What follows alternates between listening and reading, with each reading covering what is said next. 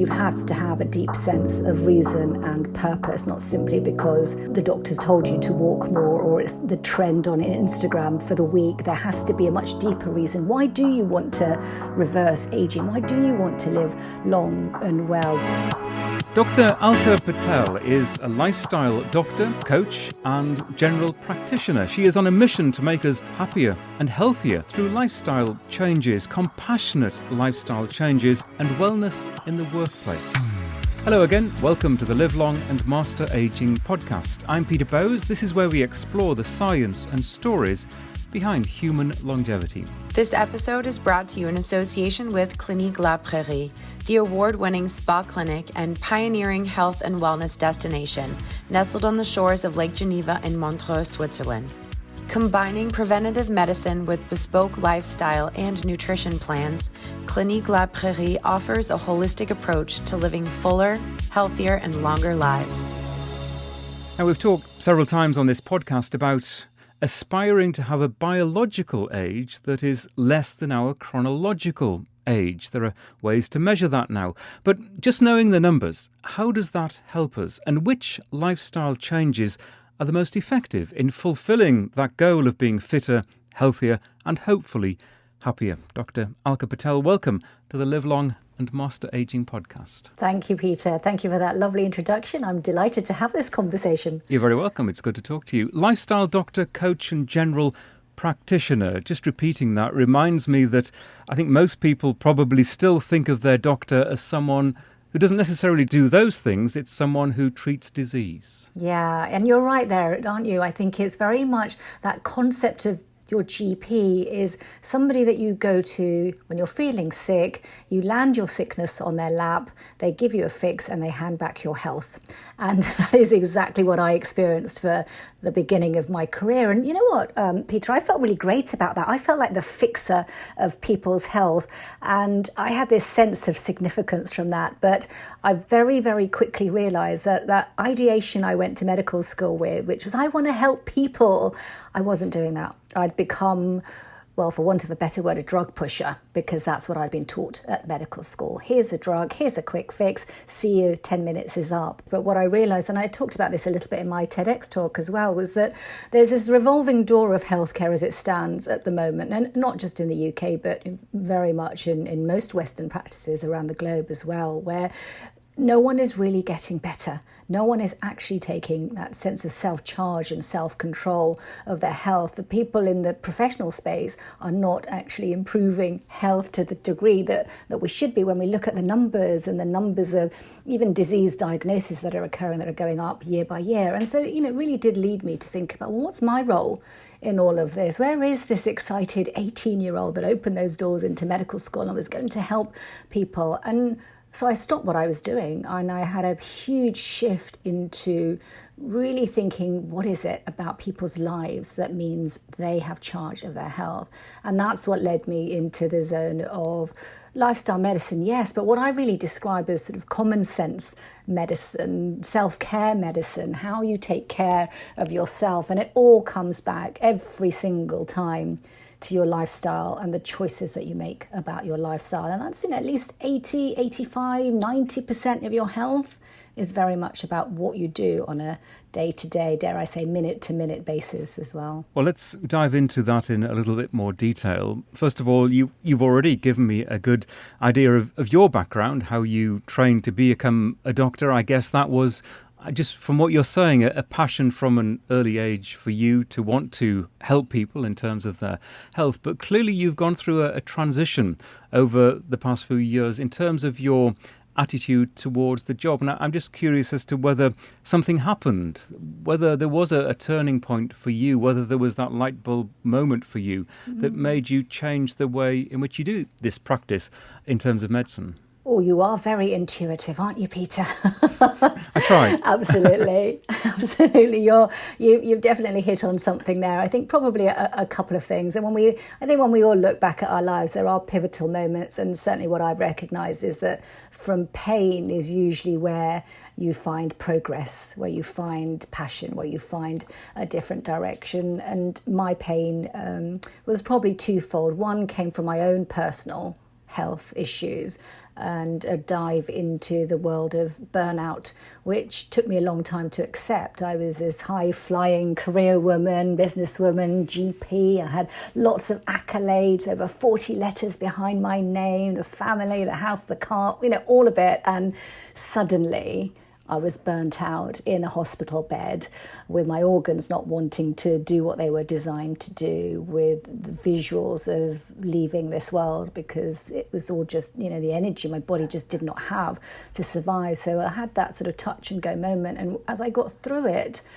again, I think these moments of pain are what drive us to have some reflective space. And that's when I recognized that this constant do, this life of, and you've heard it before, of being a human doing rather than a human being, was not helping me to achieve health, let alone anything else that I wanted in my life, be that happiness, which is another subject to talk about. But beyond that, my profession was such a big part of my identity. What was I doing in that? And, through my own recovery, I had a lot of advice. Eat this, sleep well, exercise more, try this, try that. And all that information and advice left me so overwhelmed that I did nothing. I couldn't do anything to help myself. And I think that was the transition point, is what is the piece of information? What are those pieces of care and support and compassion and information and education that people need to enable them to take just that one step even towards a longer, happier, healthier life? And you've just hit on exactly why, really, I wanted to talk to you, because I think people understand that lifestyle changes, or you could call it self-care, is where it starts in terms of making those necessary changes to be healthier, to be fitter, to be hopefully happier. The thing that confuses people, and you've just encapsulated this, is where to start. What lifestyle changes do I have to address? Is it my food? Is it my diet? Is it my social connections? Is it the way in which I interact with other people? Is it a little bit of everything? And then it gets almost overwhelming for people. Yeah, and it's exactly that, which is why I went through a year of really tracking my own lifestyle changes and holding myself accountable to zoning in on my lifestyle on a day-to-day basis to really see what difference that was making. I spent quite a lot of time reflecting on 20 plus years of a medical career, looking and thinking about the patients, where it went right and where it went wrong. I'm talking about 250,000 patients that I've looked after over this time. I use their pains, I use their progress to think about what are those key elements of a lifestyle that actually make the end difference. And I like to make things easy for people. So I did come up with those 10 key areas, and you've touched on some of those already, and put them into what I call an LQ test. So it's your lifestyle quotient that I help people to understand, a little bit like your IQ for your intelligence quotient, and your EQ is your emotional quotient. How intelligent, how smart are you being about your lifestyle? And I've put together a very simple scoring system, and it's on my website, so it's very easy to access for anybody listening. But what it does is it does exactly that. It helps you identify what are the big rocks and what are those small grains. Because what I found we often tend to do, Peter, is we do more of what we like and we do less of what we don't like. So if you're somebody who likes to just scroll on your phone at midnight and watch that extra episode of Netflix and sacrifice sleep in the process, that's not the thing you're going to give attention to. But if you love the running and you love the exercising, you're going to want to do even more of that. But when it comes to longevity, when it comes to your health span, doing more and mastering what you're already really good at doesn't help in that overall picture. So I use this tool to really help guide people into which area is calling out for your help. And the one thing that I found, which really brings us to the current time, today's age right now, is this incredible time that we're living in when we've got access to information. And I know you've talked about overwhelm and overload, but I'm talking about access to your personal data, your bio data, utilizing technology and AI and wearables and genetic testing and metabolic analysis and energy analysis and all of this that we've got right at our fingertips right now, that also makes health fun, that it makes us want to engage in our own health because it's easier to do it, because we've got access to information and because it's personalized and predictive. So I'm very much about using your own data to understand your own health. I think from a general medical perspective, we come at health from a population angle. All the research is based at a population level. We have this triangle, a pyramid of research, and the best trials are the ones that are randomized and they're controlled and they're huge numbers. And for me, I like to turn that pyramid totally on its head, because the most important person is you. N equals 1, and you've got to use your own data and information about yourself to make health choices. I think the issue for a lot of people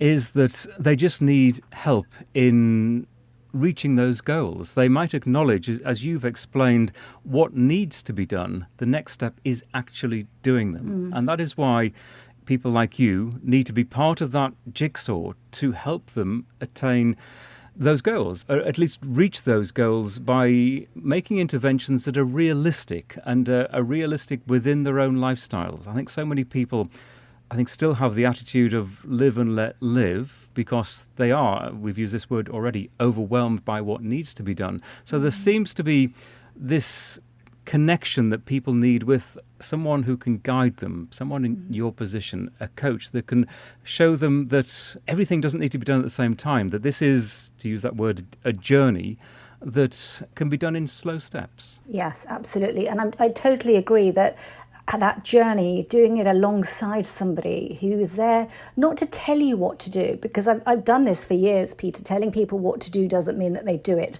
I spent days and months and years in my consulting room spouting public health advice, for example. Public Health England say exercise for 150 minutes a week, all will be well. And nobody toddled out of my consulting room to do that. So it's not that we don't do what we know to do.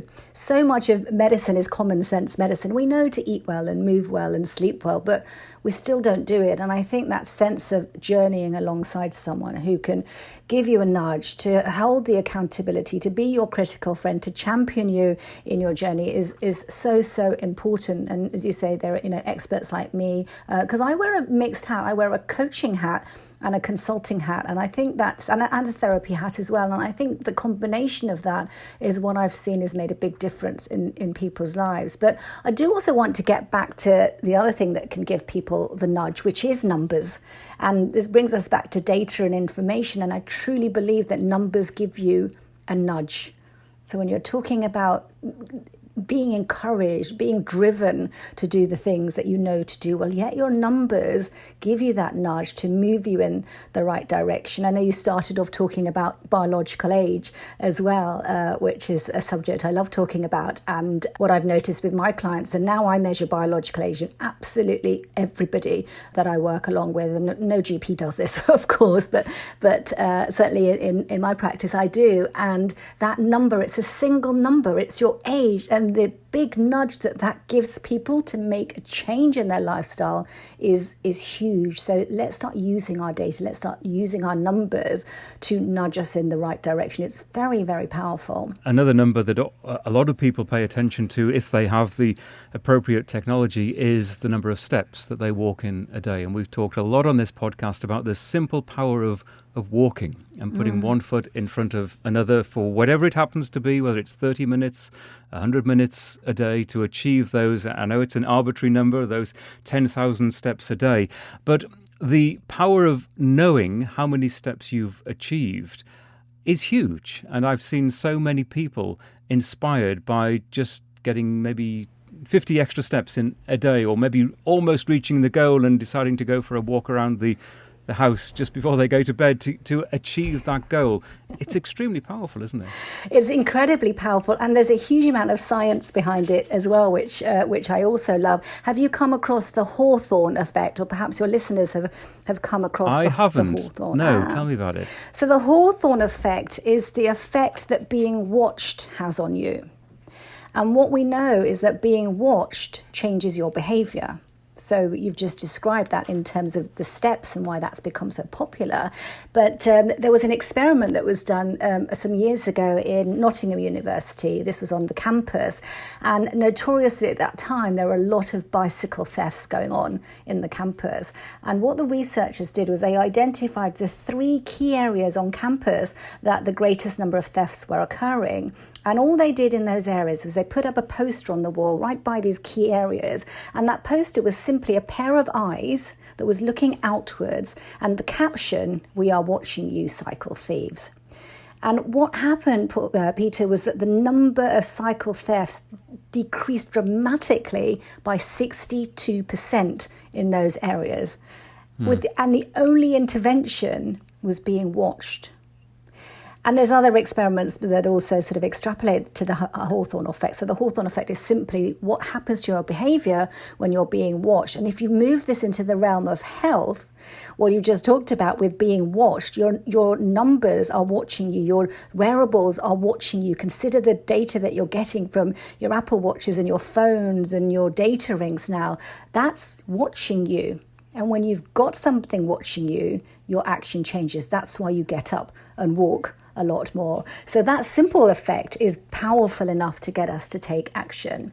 But I think it's also deeper than that. I think you really do need to know, why are you doing what you're doing? Because being watched takes you so far, the numbers nudge you so far, but you have to have a deep sense of reason and purpose, not simply because the doctor's told you to walk more, or it's the trend on Instagram for the week. There has to be a much deeper reason. Why do you want to reverse aging? Why do you want to live long and well? What is this actually all about for you?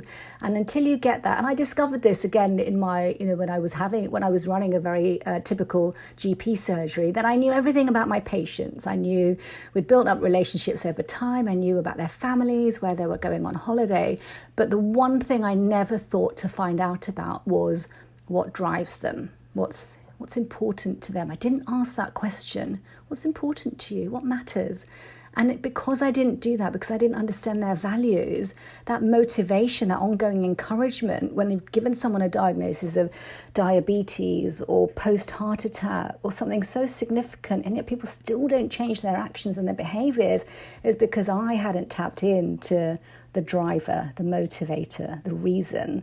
And I think that's so important to start at, is what lies at the core of this. I think you've really just hit on a very, very important issue in terms of the motivation to do the things that will hopefully keep us healthier for longer. And I often try to describe it like this. Just imagine the times in your life and those close to you that are not good, that they are sad, that involve bereavement, that involve loss, that involve sickness, and especially as people get older. And then try to reconcile perhaps which aspects of sickness could have been prevented with lifestyle or changes over decades. It could be diet, it could be exercise, it could be probably would be a combination of everything that might either prevent those diseases and illnesses, especially those chronic diseases of old age, or at least delay them to a point much later in life. In other words, extending the time of health span, the number of years that we enjoy optimum health. And to me, that is quite powerful. And I think every person, every family has experienced those difficult times. And I think you're right. And in medicine, we call those teachable moments, when there's something very significant that happens to you or your family. That's the moment that change is going to have the biggest effect on you. If you take that moment and use that moment as the moment that's going to make the difference to you, then you're much more likely to achieve a sustainable change in your lifestyle. And, let's not kid each other. Sustainable lifestyle changes are difficult. They're tricky. We're hardwired by our habits from day dot, aren't we? And so to unwire, to rewire, it takes persistence. It takes the stickability. I love that, using that word. It takes us to feel connected with our purpose and reason for doing that. And I think that's really important. But I think the important thing to remember is that our brain is incredible. There is this concept of neuroplasticity, which isn't just a concept, it's actually happening all the time. We have got the ability to rewire and create new synapses, and we've got a beautifully plastic brain that allows us to create new channels and new habits. So I think that's really important, is use that teachable moment for yourself and create those new patterns of habits, and have the confidence that you are able to rewire in a way that works for you. And I think we're also all acutely aware of the cost of healthcare, especially later in life. And if that money is being spent on conditions that could perhaps be prevented, the global benefits of a healthier population or healthier populations in plural around the world could potentially be huge. And I always like to try to characterize that as well. Perhaps if we could save money in one area by not having to treat preventable diseases, imagine if that money were put into research for those diseases that tragically and sadly are still not preventable. And to be very honest about this, will hit any one of us without any warning. There still is the potential for that to happen. But if only we could just put more money into the research of those diseases, we would all benefit. And that makes complete logical sense, doesn't it, Peter? It makes complete sense. I think the difficulty is that we don't realise our futures in the present moment.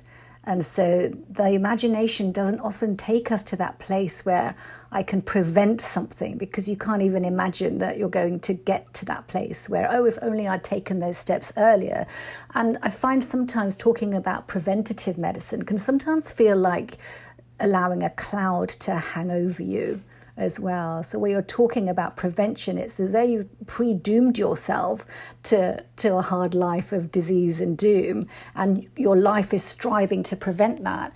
Whereas I think if you just changed your glasses a little and looked at life from the perspective of health and happiness, it's here with me, and it's not about me preventing myself getting diabetes or preventing myself having a heart attack or preventing Alzheimer's or cancers. It's more about right now, right here, living that happiest, healthiest life, focusing on my health span now, and automatically my lifespan will change, because I think it can get quite terrifying thinking about health from that slightly darker perspective, which I think puts people off. People don't want to then have conversations about that, the more frightening element of life, which is the reality of life. There is a beginning, there is an end, but we don't want to talk about it. So how can we lighten the load of health? How can we make it more fun whilst keeping it very factual? I agree. We need to dwell on the positive and on the fun. And I suppose in that regard, I often talk about the effect of just taking some exercise, going for a swim, going to the gym. How you feel after the exercise is generally way better than how you felt going into it.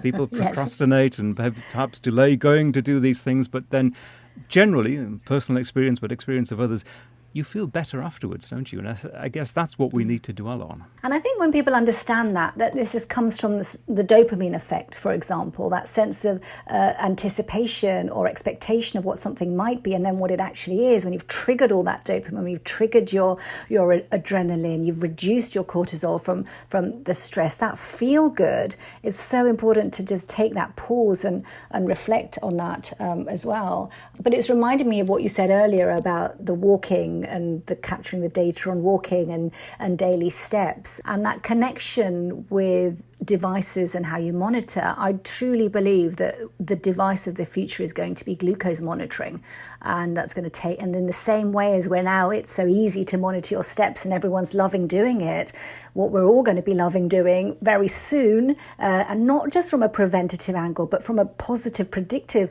angle as well, as just tapping a glucose sensor on our arms, continuously monitoring our sugars, knowing the effect that exercise had on our physiology and our feel good, and utilizing that data and that information. Because I think when it comes to things like sugar and stress, those are really the two key elements that underlie the aging process, the inflammation process, the inflammaging process that we're all going through as well. So I'm looking forward to that future, and certainly for my clients and my patients, that starts now. I use glucose monitoring for a large bulk of people who I work with as well, and it makes health fun. It's really exciting to know, how is this food affecting me? What is the effect of that exercise that I just had? And have those numbers that translate the feeling, that emotion, into a number as well. It's great. I think one key issue there is that technology and devices that we wear don't have to be overbearing. I think you're wearing an Oura ring.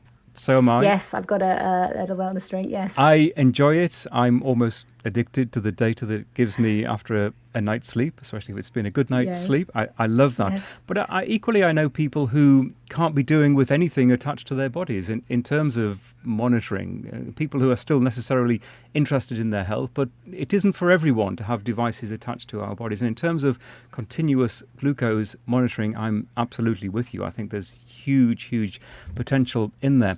But I tried one for a few weeks and the data showed me that there was no problem. Everything was fine. And so I decided, well, I don't need to wear this thing permanently. But it was great to get a snapshot, knowing the technology is there. Yeah, and I think that's the absolute, is that although this isn't something to wear all the time, for my clients, they might wear it for 2 weeks in a month, or 2 weeks every few months, or 2 weeks then they do it with their partner or their spouse or their family. So again, it's just part of something that you have access to. So I certainly am not advocating continuous wearing of devices that feel intrusive, absolutely. But there's something there, isn't there, to get that snapshot, to have that intelligence about yourself, to know even and feel grounded that, yeah, I've got this. You know what? I'm going to do more of what I do because it's all good.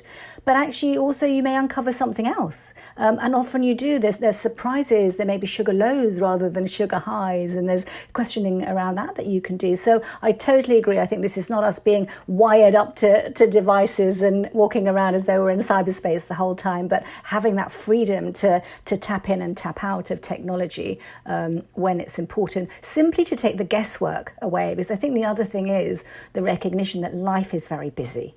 Let's accept that we are in this 24-hour world, globally connected. Life is busy. There's always the next thing to be done.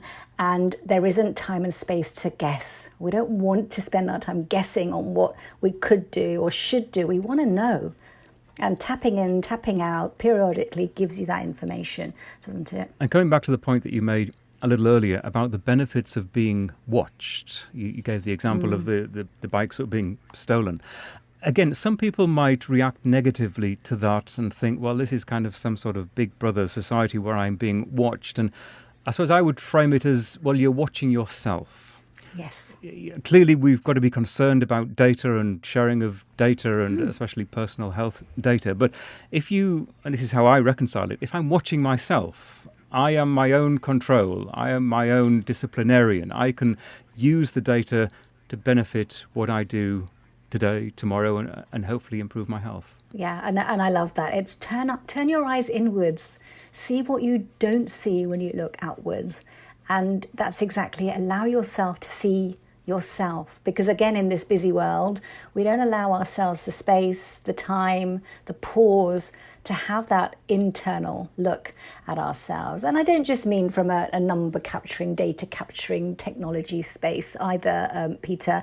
I spent, and I'd be happy to share this with you, but I spent over this summer, I spent 7 days in silence when I went off to the mountains of Andalusia, and I didn't say a single word for 7 full days. And that allowed me to look inside, allowed me to tap into my own signals, the signals from my mind, the signals from my body that go unnoticed in this very busy, very noisy world that we're in. And I'm certainly not advocating every listener needs to go and sit in a mountain for 7 days. But you know what? Try 7 seconds and see how that feels. Try 7 minutes and see how that feels. Just allow yourself to tune in to your own signals, to your own sounds, to your own inner workings, your own inner voice. Allow your eyes and your ears to turn inward. And there is a whole lot of signaling that your mind and body are generating for you, just waiting for you to hear. And it's such an important thing to give yourself space to do. I think we could probably all benefit from, if it isn't silence, it is just those quiet times, those down times. I liken it to the white space in my calendar where there's nothing booked, nothing coming up. It might be just 30 minutes. It could be half a day. It could be an entire day. But just to relish the emptiness and the me time, to use that expression, that is clearly so valuable in this frenetic world. Yeah, Yeah, no, I love that. And I think when you try and do that initially, as you say, allow that white space, it's not always easy. I think your mind is a little bit like one of those snow globes, constantly being shaken up and stirred. And then you've just got to allow that to settle, haven't you? And allow that white space. There is this tendency to fill up space so quickly. But I love that analogy. I think that's a great one to use. Yeah. Yeah, I really like that concept. So let's talk about the main pillars of health and longevity. And clearly we've touched on them already, exercise being a huge one. We haven't talked much about diet and how people approach their diet. Where do you start with someone who clearly needs to make dietary changes? And again, it comes back to what we were saying, you can't change everything overnight, but which direction would you advise people to go into? Interesting question. Very interesting question, Peter, because those diet debates and the food wars seem to continue to rage on, don't they? And I certainly have no intention of getting into the boxing ring with anybody when it comes to diet. And what I've found, the biggest problem that I found is that we are very focused on what we eat. Most of the conversations around diet when it comes to health and health span and lifespan seem to revolve around what we eat. And perhaps rightly so to a degree, but in the process, what we forget is talking about when to eat. And when you look at some of the more genetic processes that are going on, so I'm talking about genes that are activated in terms of longevity and living long, some of these are activated by not eating, by fasting, and thinking about periods of time in your day when you're not eating at all is something really important to start talking about a lot more in terms of food, and perhaps moving away from the food wars of the specifics of what we eat to maybe thinking more about the timing of when we eat, how we can tap into our natural circadian rhythms for when we're eating, how to bring in periods of what I call time-connected eating, so eating that's sort of following a very different pattern where you're allowing a significant period of fasting so that some of those genes that are important for the cleanup, your daily cleanup, your mitochondrial energy, your longevity pathways are much more activated. So essentially what you're talking about is some level of time-restricted eating. There is a lot of talk and a lot of interest in fasting. There are so many different fasting regimes. Intermittent fasting is really just an umbrella term that could include anything from a 23-1 regime to a 16-8 regime. I've come back to the idea that, yes, I'm going to eat every day, but just keep it within a certain tight window.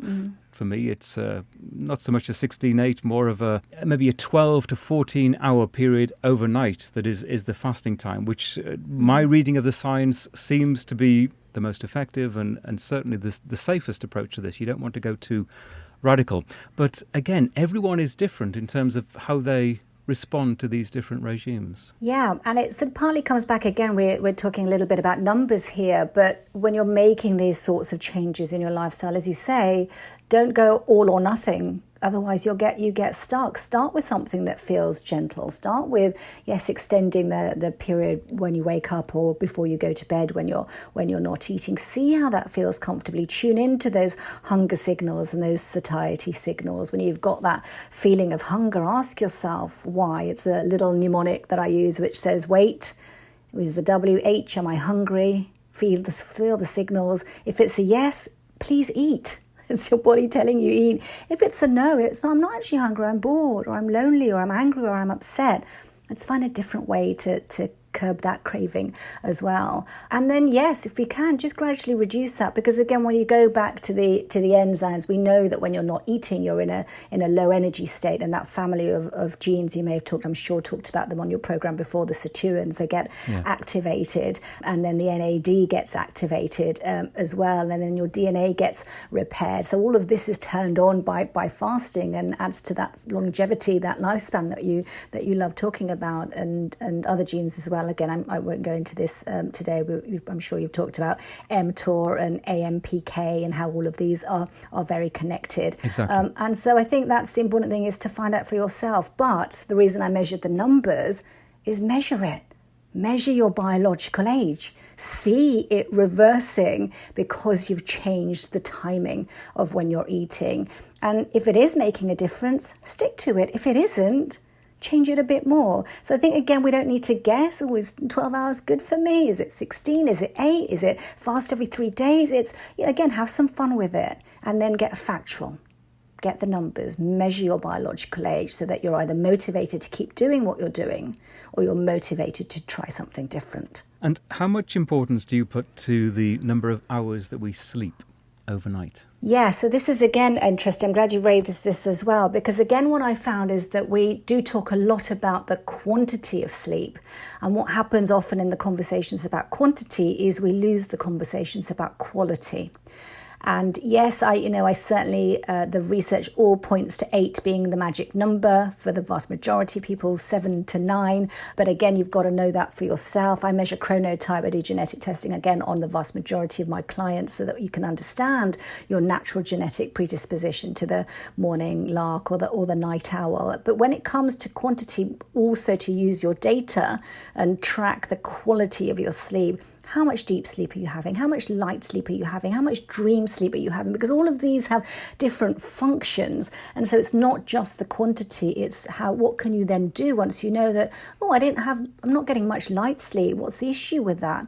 Well, the issue is that then affects your memory processing and your cognitive functioning. Deep sleep has a different function. Dream sleep has a different function. But once you know that, it's my light sleep, my data tracker, my app, my wearable, the information I have about myself has told me this, you can then zone into what do I do about that. So, back to your question, I think in terms of how many hours of sleep we should have, we can sometimes kid ourselves and we can think we can get by. I'm all right, 4 hours sleep, I don't need much. I'm active, energized, get on with my day.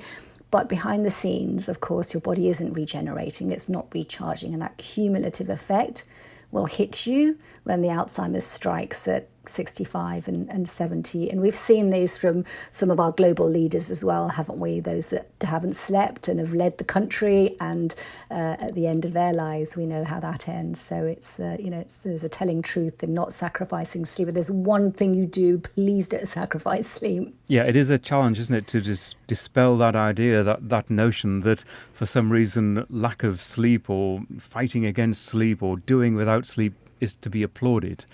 That it clearly isn't, because I think, as you beautifully explained, that the long-term, the cumulative effects are very negative. Oh, absolutely. And if there's one piece of advice I would give, it's please sleep your way to success. That's the way to achieve absolute success, is to make sure that sleep is at the top of your priority list. And coming full circle, this really illustrates how everything is indeed connected. I know from my experience and others, if you skimp on your sleep, the next day your diet probably isn't going to be as good, because you're going to probably consume too much sugar because you're tired and you need some energy. Your exercise may not happen at all because you just don't feel like it. You can't be bothered. So everything is intertwined in a really crucial way. Oh, and it's a beautiful way, isn't it? There's this orchestral symphony going on within us, with millions and millions of connections and reactions taking place, and everything depends on something else. There's a whole interdependence that occurs, and I think that's important to recognize, is although we feel that we're that one being, there's so much connectivity going on within us and through us, and the energy that you have radiates to the next person and come back to you as well. So we are all connected, and I think we have a responsibility not only to ourselves but to each other as well to optimize our health, for sure. And just in closing, how do you visualize your own longevity? You've clearly thought about this subject very deeply, and you go, perhaps some people will consider, to the more extreme measures to experience life, whether it's not talking for several days or whatever interactions that you have with technology. But how do you view your own longevity, and what kind of aspirations do you have for the decades ahead? That's a beautiful question to end on. Thank you for asking that, Peter. So I have in my mind this sense of a 1 million hour life.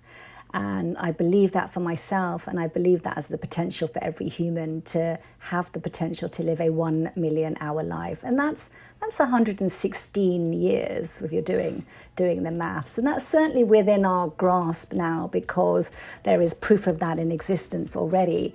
And it comes to choice, and it comes down to, as we're going full circle, those day-to-day, minute-by-minute choices that we make about how we choose to live our lifestyles within the context and the environments that we're in. But that's my strongest belief, and that's how I lead my practice and my clients and my patients, with that belief that you have the potential to reach a 1 million hour life. Do you think it's realistic?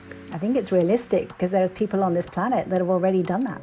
Yes, and we're living in an age when it's becoming even easier and easier for us. I'd never heard that before. The 1 million hour life. It stops you in your tracks. It just makes my first thought was, well, how many years is that? Which you explained. It's inspiring, as has this conversation been inspiring. Alka, thank you very much indeed. Good luck with all of your work. I hope we get to talk again. Oh, thank you so much, Peter. It's been a lovely conversation. Thank you. Thank you. And if you would like to dive a little deeper into Dr. Patel's work, please take a look at the show notes for this episode at the LLAMA podcast website. That's LLAMA podcast.com, lamapodcast.com, where you'll find much more information. The LLAMA podcast is a HealthSpan media production. We'll be back with another episode very soon. In the meantime, do take care. And thanks so much for listening.